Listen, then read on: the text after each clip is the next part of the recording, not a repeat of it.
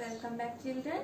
अगर आपने अभी तक मेरे चैनल को सब्सक्राइब नहीं किया है तो जल्दी से कीजिए। इससे आपको मैं जैसे ही नए वीडियोस डालूंगी वो देखने के लिए मिलेंगे। तो पीछे बचपन इस पाठ के पीछे के पैराग्राफ में हमने देखा है कि लेखिका जो है कृष्णा सोबती जी, उन्होंने शिमला का वर्णन यहाँ पे किया है।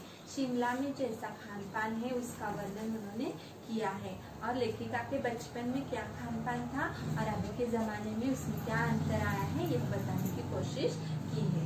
आगे का देखिए। हम जाने क्यों घोड़ों को कुछ कमतर करके समझते पर उन पर हंसते थे। ननिहाल के घोड़े खूब धष्टपुष्ट और खूबसूरत, उनकी बात फिर कभी। तो लेखिका ने यहाँ पर उनके नैनीहाल यानी कि नानी का घर, उनके नानी के घर में जो भी वो घोड़े देखते थे वो कैसे थे, बहुत ही धष्टपुष्ट और बहुत ही खूबसूरत थे, उनके बारे में यहाँ पे बताया है। घोड़े यानी कि हॉर्सेस, उसे इंग्लिश में हॉर्सेस कहा जाता है।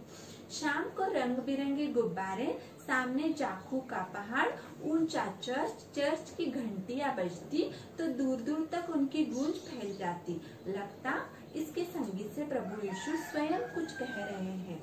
तो लेखिका ने यहाँ पे वहाँ की शाम का वर्णन किया है। वहाँ पर शाम के समय पर रंग बिरंगे गुब्बारे यानी कि कलरफुल बलून्स जो थे वो देखने के लिए मिलते थे और इसके साथ ही साथ सामने जो पहाड़ था वो जाखू का पहाड़ था, उसके ऊपर चर्च की घंटियां, उसके ऊपर एक बहुत बड़ा चर्च था और चर्च की घंटियां हमेशा बजती थी और उसका साउंड जो है वो दूर दूर तक सुनाई देता था, तो उसकी गूंज फैलती थी। तो इससे ऐसे लगता था कि प्रभु यीशु जो है वो कुछ ना कुछ बताना चाह रहे हैं। सामने आकाश पर सूर्यास्त हो रहा है, गुलाबी सुनहरी धरिया नीले आसमान पर फैल रही है। तो सामने के आकाश पर क्या हो रहा था, शाम के समय पर सूर्यास्त यानी कि जिसे इंग्लिश में सनसेट कहा जाता है। तो सूर्यास्त, उस समय पर सूर्यास्त का वर्णन लेखिका ने यहाँ पर किया है। तो सूर्यास्त हो रहा था और गुलाबी सुनहरी धरिया यानी कि आसमान में जो भी बादल दिखते हैं वो सुनहरे और गुलाबी रंग के दिखाई देते हैं। तो दूर दूर फैले पहाड़ों के मुखड़े गहराने लगे और देखते देखते बत्तियां टिमटिमाने लगी। रिज पर रौनक और माल की दुकानों की चमक के भी क्या कहने, कैंडल पॉइंट की भीड़ से उभरता कोलाहल। तो शाम के वक्त जैसे जैसे शाम ढलती जाती है, सूर्यास्त होता रहता है, तो बत्तियां जो है वो टिमटिमाने लगती है यानी कि बत्तियां जलाई जाती है और उनकी रोशनी रास्तों पे फैल जाती है और जो भी दुकानें होती है या मॉल रहते हैं उन्हें बहुत ही अच्छे से सजाया जाता है या वहाँ पे बहुत अच्छी रोशनी देखने के लिए मिलती है। स्कैंडल पॉइंट की भीड़ से उभरता कोलाहल। तो स्कैंडल पॉइंट पे क्या होता था, हमेशा भीड़ में कोलाहल यानी कि नॉइज, वहाँ पे बहुत ज्यादा साउंड सुनाई देता था। सर्वर स्कैंडल पॉइंट के ठीक सामने उन दिनों एक दुकान हुआ करती थी जिसके शोरूम में शिमला कालका ट्रेन का मॉडल बना था। तो सर्वर स्कैंडल ये जो पॉइंट है उसके सामने ही एक दुकान हुआ करती थी जहाँ पर कालका ट्रेन का मॉडल बन रहा था। इसकी पटरियां उस पर खड़ी, छोटे छोटे डिब्बों वाली ट्रेन, एक और लाल टीन की छत वाला स्टेशन और सामने सिग्नल देता खंबा, थोड़ी थोड़ी दूर पर बनी सुरंगें। तो यहाँ पे लेखिका ने ट्रेन का वर्णन किया है। तो ट्रेन लाल रंग की और छत वाला जो स्टेशन था, लाल टीन का छत वाला जो स्टेशन और सिग्नल और उसके साथ साथ बनी सुरंगियां। सुरंग यानी कि कलर, अलग अलग से कलर वहाँ पर देखने के लिए मिलते थे। पिछली सदी में तेज रफ्तार वाली गाड़ी वही थी। पिछली सदी में यानी कि सदी यानी कि सेंचुरी, जिसे शतक भी कहा जाता है। तो पिछली सदी में यानी कि लेखिका के जमाने में तेज रफ्तार वाली गाड़ी यानी कि बहुत ही तेज भागने वाली गाड़ी उसे कहा जाता था।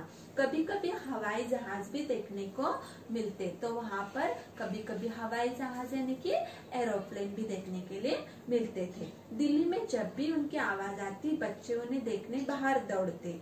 तो दिल्ली में जब भी हवाई जहाज की यानी कि एरोप्लेन की साउंड आती थी तो बच्चे बहुत ही आश्चर्यजनकता से बाहर दौड़कर आते थे वह देखने के लिए। दिखता एक भारी भरकम पक्षी उड़ा जा रहा है, पंख फैलकर। तो ये जो एरोप्लेन है वो कैसे दिखता था, एक बहुत ही भारी यानी कि एक बहुत ही बड़ा पंछी आसमान में उड़ रहा है, वो भी पंख फैलाकर। यह देखो और वह गायब। और देखते देखते उसकी स्पीड इतनी थी कि वह गायब हो जाता था, उसकी स्पीड ही इतनी तेज लगती। हाँ, गाड़ी के मॉडल वाली दुकान के साथ एक और ऐसी दुकान थी जो मुझे कभी नहीं भूलती।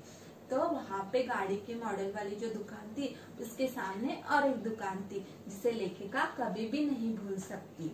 यह वह दुकान थी जहाँ मेरा पहला चश्मा बना था।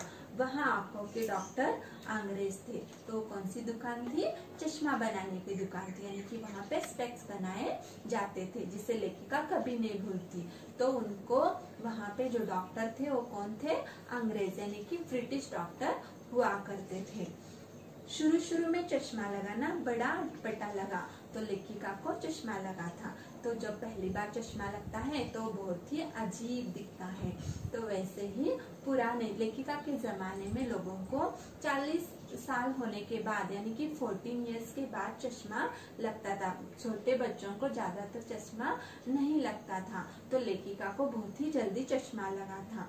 इसकी वजह से क्या होता था, सभी उनकी तरफ अलग अलग सी विचित्र अटपटी नजरों से देखते थे। तो उन्हें भी वह अटपटा यानी कि स्ट्रेंज या फिर अजीब लग रहा था। छोटे बड़े मेरे चेहरे की ओर देखते और कहते आंखों में कुछ तकलीफ है। तो छोटे बड़े जो लोग थे वो लेखिका की ओर देखते और उन्हें पूछते थे कि तेरी आंखों में कुछ तकलीफ है क्या, मैं अपने आप इसकी जिम्मेदार हूँ। तो लेखिका जो है वो चश्मा लगने की जिम्मेदार खुद को मानती है। जब आप दिन की रोशनी को छोड़कर रात में टेबल लैंप के सामने काम करेंगी तो इसके अलावा और क्या होगा। तो लेखिका चश्मा लगने का कारण यहाँ पे बताती है और वो खुद को ही जिम्मेदार यानी कि रिस्पॉन्सिबल मानती है। क्यों ऐसे होता है, क्योंकि दिन की रोशनी बहुत अच्छी होती है जिससे हमें सहजता से अपना काम करने के लिए मिलता है। वह छोड़कर लेखिका क्या करती थी, हमेशा रात के समय लालटेन की रोशनी में हमेशा अपना काम करती थी। तो इससे क्या होता था, आंखों पर बहुत ज्यादा स्ट्रेस या कि तनाव आता था। उसकी वजह से लेखिका को चश्मा लगा था। हाँ, जब पहली बार मैंने चश्मा लगाया तो मेरे एक चचेरे भाई ने मुझे छेड़ा, देखो देखो कैसी लग रही है। तो पहली बार जैसे ही लेखिका को चश्मा लगा था तो उसके एक चचेरे भाई ने उसे बहुत चिढ़ाया था। उसे बोला था देखो देखो कैसी लग रही है। तो इस पैराग्राफ में लेखिका ने उसका नैनीहाल यानी कि दिल्ली जो है वो उसका नैनीहाल है, वहाँ की शाम के बारे में आपको बताया है। और वैसे ही उनको चश्मा क्यों लगा था, उसकी जिम्मेदार वो कैसे है, यह भी इस पैराग्राफ में लेखिका ने बताया है। धन्यवाद।